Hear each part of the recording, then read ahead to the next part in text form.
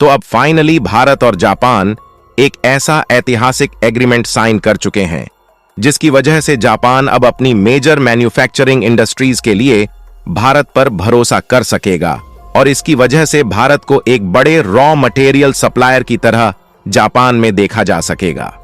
आपको बता दें कि अमोनिया के कुल प्रोडक्शन का 80 पर हिस्सा फर्टिलाइजर्स के प्रोडक्शन में इस्तेमाल हो जाया करता है, लेकिन बचे हुए 20 पर अमोनिया का इस्तेमाल टेक्सटाइल, लेदर, इलेक्ट्रॉनिक्स और ऑटोमोबाइल इंडस्ट्री में किया जाता है। वीडियो में आगे बढ़ने से पहले अभी तक हमारे चैनल को अगर आपने सब्सक्राइब नहीं किया है तो प्लीज हमें सपोर्ट करने के लिए चैनल को सब्सक्राइब जरूर कर लीजिए। आपका एक छोटा सा सब्सक्राइब हमें हौसला बढ़ाता है और जापान उन देशों में से है जहां अमोनिया का इस्तेमाल मेनली इंडस्ट्रियल सेक्टर को चलाए रखने में होता है। अब वैसे भारत भी अमोनिया का एक काफी बड़ा इंपोर्टर है और भारत एक बड़ी मात्रा में इस अमोनिया को मिडिल ईस्ट देश जैसे कि सऊदी अरेबिया और कतर से इंपोर्ट करता है। लेकिन अब धीरे धीरे यह बदलने वाला है क्योंकि भारत ने ग्रीन अमोनिया के एक्सपोर्ट को लेकर जापान के साथ एक ऐतिहासिक एग्रीमेंट साइन कर लिया है। दरअसल भारतीय कंपनी एक महीने और जापान की IHI कॉरपोरेशन के बीच इस एग्रीमेंट को साइन किया गया है और रिपोर्ट्स के मुताबिक एकम IHI कॉरपोरेशन को हर साल 0.4 million metric ton green hydrogen का एक्सपोर्ट करेगी। अच्छी बात यह है कि ग्रीन अमोनिया उड़ीसा में प्रोड्यूस होगी और गोपालपुर प्रोजेक्ट से इसे सप्लाई किया जाएगा, लेकिन यह प्रोजेक्ट अभी शुरू नहीं हुआ है।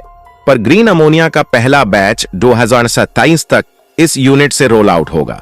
आपको बता दें कि भारत में खुद हर साल 25 मिलियन मेट्रिक टन अमोनिया की डिमांड होती है और अभी तक भारत को हर साल करीबन 3 मिलियन मेट्रिक टन इंपोर्ट करना पड़ता है। आपको बता दें हमेशा की तरह अमोनिया के प्रोडक्शन में चीन सबसे आगे है और पूरी दुनिया में प्रोड्यूस होने वाले 30 पर अमोनिया पे चीन का डोमिनेंस है। वहीं बात की जाए भारत की तो यह शेयर केवल 8 से 10 पर ही है।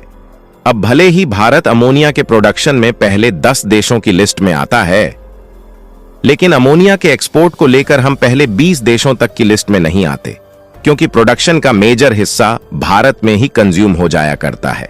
भारतीय अमोनिया के मेन खरीदार मेनली भारत के पड़ोसी देश हैं जैसे बांग्लादेश, श्रीलंका और नेपाल, पर इन देशों से आने वाली डिमांड काफी कम है।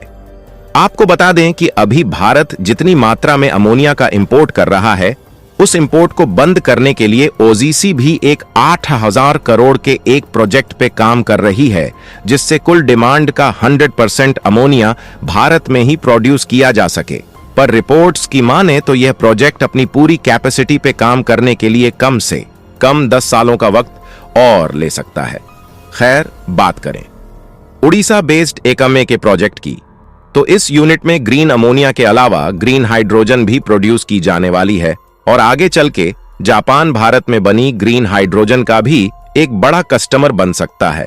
भारत के लिए अपनी राय कमेंट में जरूर बताइए और वीडियो को एक लाइक भी कर दीजिए और अपने मित्रों तक शेयर करके ताकि उन्हें भी जानकारी मिल सके।